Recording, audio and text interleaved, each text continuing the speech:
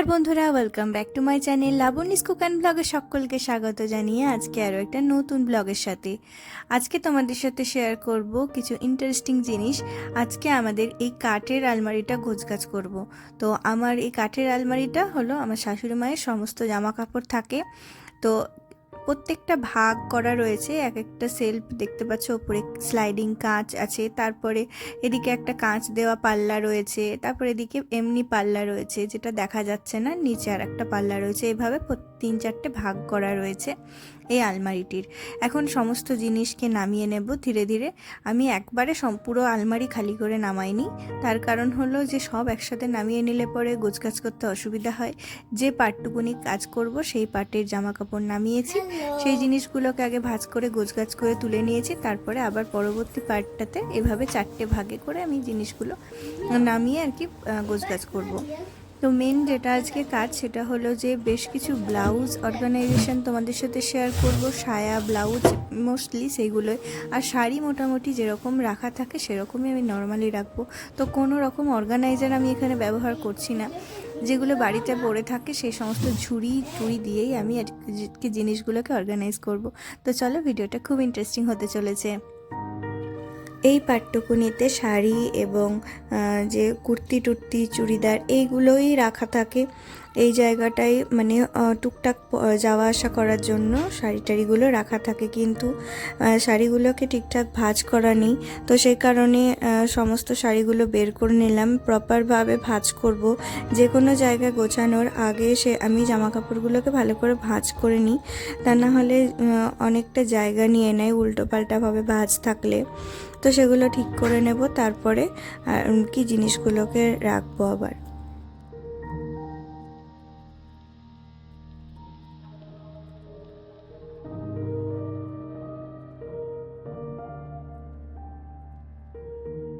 এখানে 3 রকমের ব্লাউজ রয়েছে। তো 3 রকমের ব্লাউজকে মানে ভাগ করে নিলাম প্রথমে।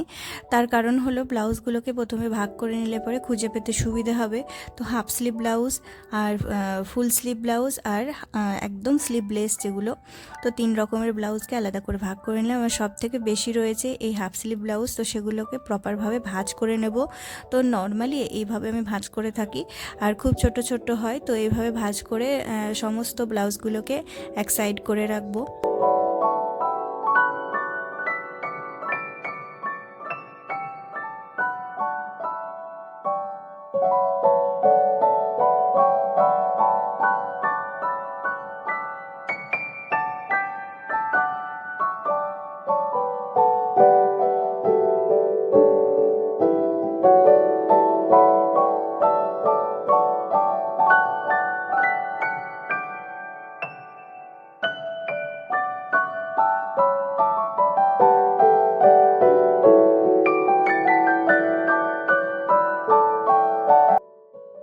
তো এইভাবে সমস্ত হাফ স্লিভ ব্লাউজগুলোকে ভাঁজ করে এখানে নিলাম। তারপরে এবার কিছু ইনার ভাঁজ করার পালা। তো ইনারগুলোকে আমি ভাঁজ করে নেব, তারপরে আলাদা আলাদা দুটো অর্গানাইজারের মধ্যে সেগুলো রাখবো। তো এভাবে ইনারগুলোকে আমি ভাঁজ করে রাখি।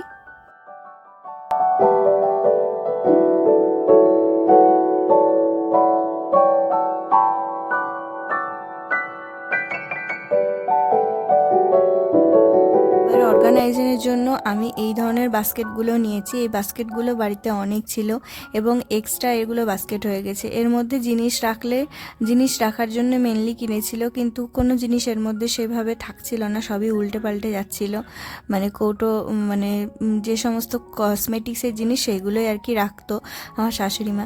তারপরে আমার মাথায় একটা আইডিয়া আসলো যে এর মধ্যে ব্লাউজগুলোকে অর্গানাইজেশন করে রাখবো। তো একটু স্কোয়ার শেপ হলে বেশি ভালো হয়, তবে ওভাল শেপ ছিল এটা। আর যেটা গ্রিন কালারে ছিল ওটা কিন্তু স্কোয়ার শেপ ছিল, যে কারণে ওর মধ্যে অর্গানাইজ করতে কিন্তু খুবই সুবিধে হবে। এগুলো মাত্র 35 টাকা করে দাম নিয়েছিল, খুবই সস্তায়। তবে স্কোয়ার দেখে কিনলে পরে বেশ ভালো হতো।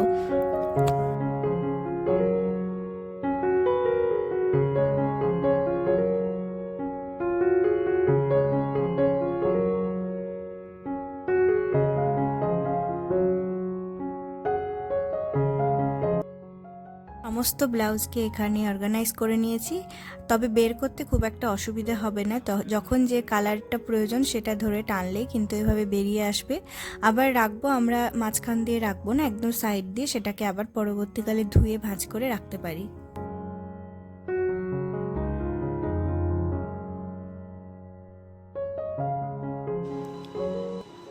স্কোয়ার শেপের বাস্কেটটার মধ্যে রেখেছি একদম হাফ স্লিভ ব্লাউজ। এটা পরিমাণে কম ছিল আর বাস্কেটটাও ছোট ছিল, যেই কারণে এর মধ্যে ছোট অল্প কয়েকটা হাফ স্লিভ ব্লাউজগুলোকে রাখা হয়েছে।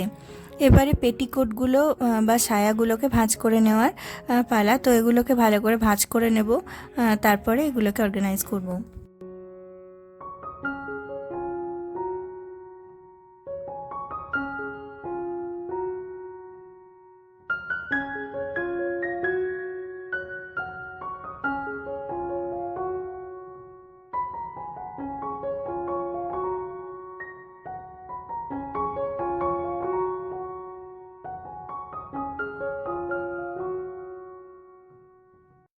তো এই বাস্কেটটা একটু অন্য স্টাইলের, তবে স্কোয়ার ছিল, তবে এতে রাখতেও কিন্তু বেশ সুবিধা হবে। তো বিভিন্ন কালারের পেটিকোটগুলোকে ভাঁজ করে নিয়েছি।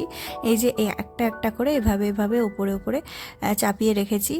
পেটিকোটগুলো যেহেতু বড়, সেহেতু আমি ওইভাবে কোনো কালার ভাঁজ করে ওইভাবে রাখিনি, এইভাবে রেখেছি। যখন যেটা প্রয়োজন হবে তবে সে ঝুড়িটা বাস্কেটটা নামিয়ে যেটা কালারটা পড়বে সেটা তখন বের করে নেওয়া যেতে পারে, অসুবিধা হবে না। এবারে ফুল স্লিভ ব্লাউজ যেগুলো এখন এই মুহূর্তে লাগবে না, তো সেগুলোকে ভালো করে ভাঁজ করে নেব। প্রপারভাবে ভাঁজ করার পরে তারপরে আমি অর্গানাইজ করব।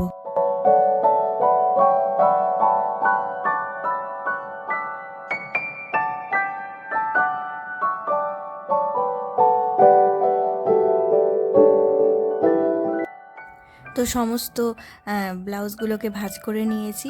আর এটা রাখার জন্য আরও একটা ওভাল শেপের বাস্কেট নিয়েছি। এটা আগেরটার তুলনায় একটুখানি ছোট, তবে ফুল স্লিভ ব্লাউজগুলো একটু পরিমাণেও কম আছে হাফ স্লিভের থেকে। তো এইভাবে এই যে প্রত্যেকটা আবার যেভাবে আগের প্রসেসে রেখেছিলাম, তো সেইভাবে আবার ফুল স্লিভ ব্লাউজগুলোকে রেখেছি। এই যে এইভাবে বের করে নিলে কিন্তু অসুবিধা হবে না, আবার এই একই জায়গায় রাখতে পারবো। একদম লাস্টের দিকে আবার এটাকেও আবার সুন্দরভাবে রাখা যাবে।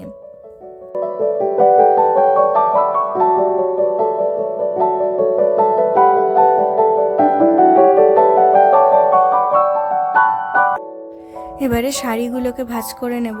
তো শাড়ি এবার অনেক ধরনের থাকে, তো সেই অর্থে হলো যে সুতির শাড়িগুলোকে ভাঁজ করে একটার ওপর একটা রাখতে বেশি পছন্দ করি। তবে সিল্কের শাড়িগুলোকে আমি হ্যাঙ্গারের মধ্যে ঝুলিয়ে রাখি। তো এই শাড়িটা ঠিকমতো ভাঁজছিল না, তাই ওটাকে খুলে আবার ঠিকমতো ভাঁজ করলাম। একইভাবে আরও বাকি যে কয়েকটা সিল্কের শাড়ি ছিল সেগুলোকে একটা একটা করে ভাঁজ করে নিলাম, এবং তারপরে একটা হ্যাঙ্গারের মধ্যে দুটো করে শাড়ি রেখেছি। আর এইভাবে তাতে স্পেসটাকে কম লাগে, সেই কারণে আমি একটা হ্যাঙ্গারের মধ্যে দুটো করে রেখেছি শাড়ি। তো এইভাবে শাড়িগুলোকে রাখলাম। এই শাড়িগুলো খুব রেগুলার এবং খুব বেশি পরে, তো সেই কারণে এগুলোকে ওপরে রাখলাম। দেখতেও সুবিধে হবে আর বের করতেও অনেক সুবিধে হবে, তো সেই কারণে।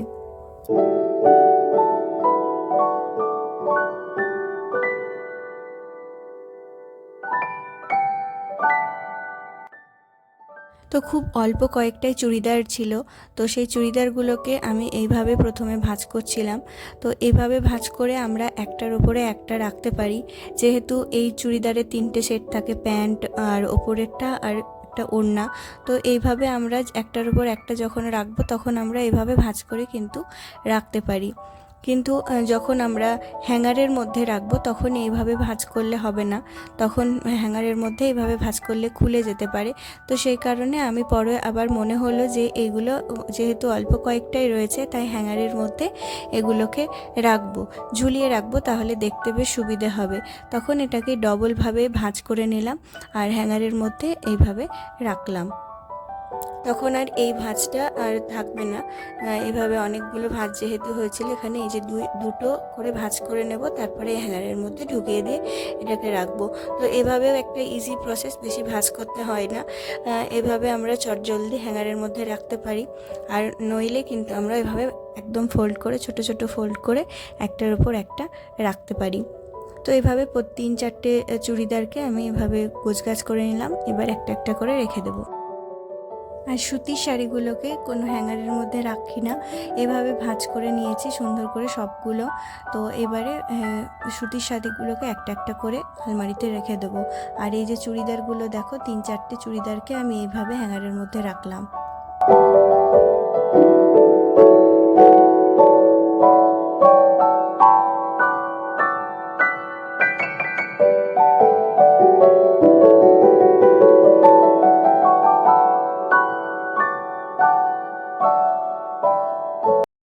তো হ্যাঙ্গারের মধ্যে সব চুড়িদারগুলোকে এক সাইডে দিলাম, শাড়িগুলো এক সাইডে, তাহলে নিচে অনেকটা স্পেসই বেঁচে গেল। এবার এই নিচের স্পেসে আমি রাখবো হলো শাড়ি, সুতির শাড়ি। এই সুতির শাড়িগুলোকে এইভাবে ভাঁজ করে করে রেখেছি, যতটা পর্যন্ত রাখা যায় ততটা অবধি রাখবো। আর সামনেটা জায়গাটা কিছুটা ফাঁকা রয়েছে, তো সামনে কিছু সিনথেটিক হালকা কিছু শাড়ি রয়েছে, তো সেগুলোকে রেখে দেবো।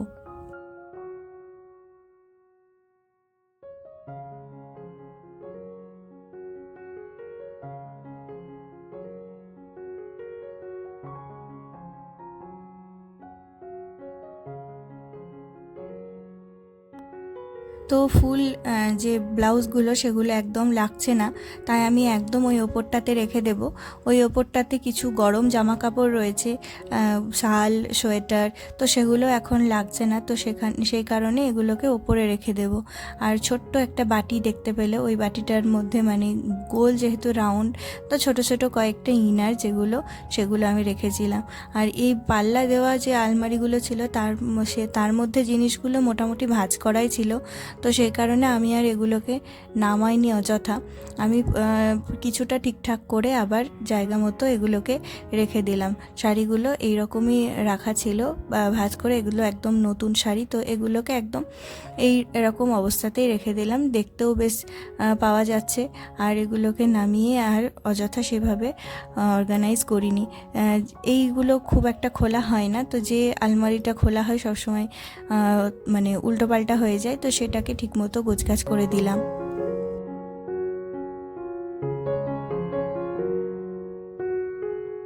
তো পুরো আলমারিটা এভাবে গোছানো হলো। আর কমপ্লিটলি কোথায় কি রাখলাম সেটা বলে দিলাম।